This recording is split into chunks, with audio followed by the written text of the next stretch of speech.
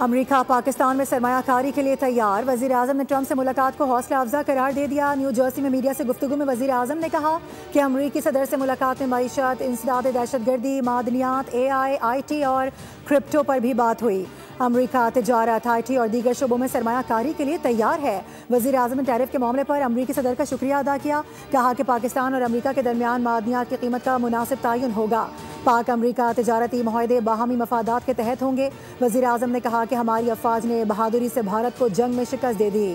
Field marshal Syed Asim Munir نے جنگ میں دانش مندی سے افواج پاکستان کو لیڈ کیا۔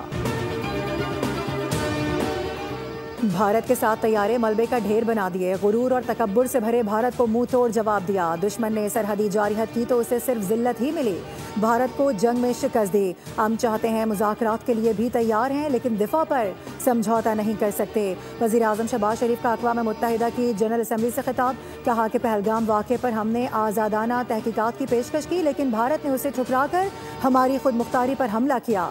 ہمارے شہری شہید کیے گئے، خطے میں جارحانہ نہیں، تحمل مزاجی کی ضرورت ہے۔ پاکستان کشمیری بھائیوں کے ساتھ تھا، ہے اور رہے گا۔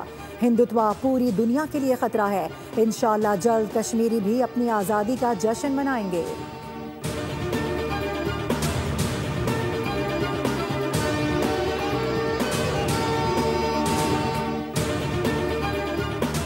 وزیر اعظم شہباز شریف کی انتونیو گوتریس سے ملاقات، بیرونی دہشت گردی کا معاملہ اٹھا دیا۔ وزیر اعظم نے کہا کہ ترقی پذیر ممالک کی مؤثر آواز کو شامل کرنے میں اقوام متحدہ کا کردار قابل تحسین ہے۔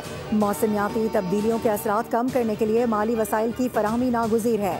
وزیر اعظم نے جموں کشمیر تنازع کے منصفانہ اور پرامن حل پر زور دیا۔ سنتاس معاہدے اور بیرونی دہشت گردی جیسے معاملات بھی اٹھائے۔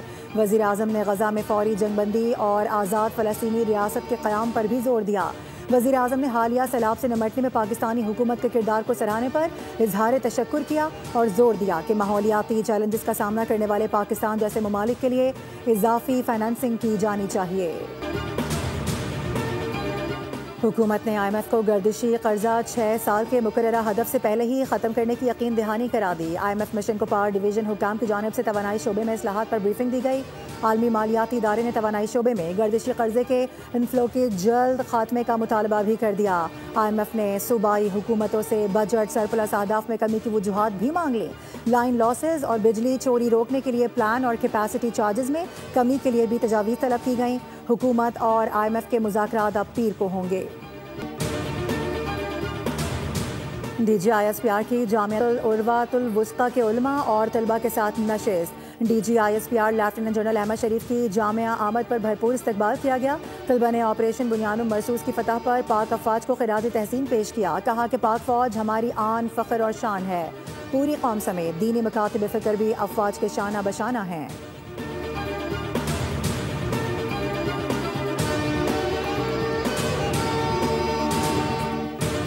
اور وزیر اعظم شہباز شریف کا ملک میں حالیہ سیلابی صورتحال اور بحالی کے جاری اقدامات پر جائزہ اجلاس، سیلاب متاثرین کے لیے ریلیف اور بحالی کی کارروائیاں تیز کرنے کی ہدایت کر دی۔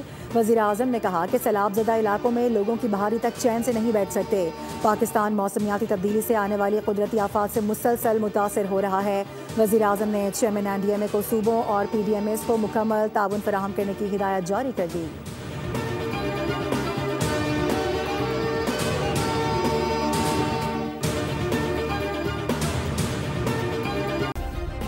سبسکرائب کریں اور بیل دبائیں تاکہ کوئی خبر رہ نہ جائے۔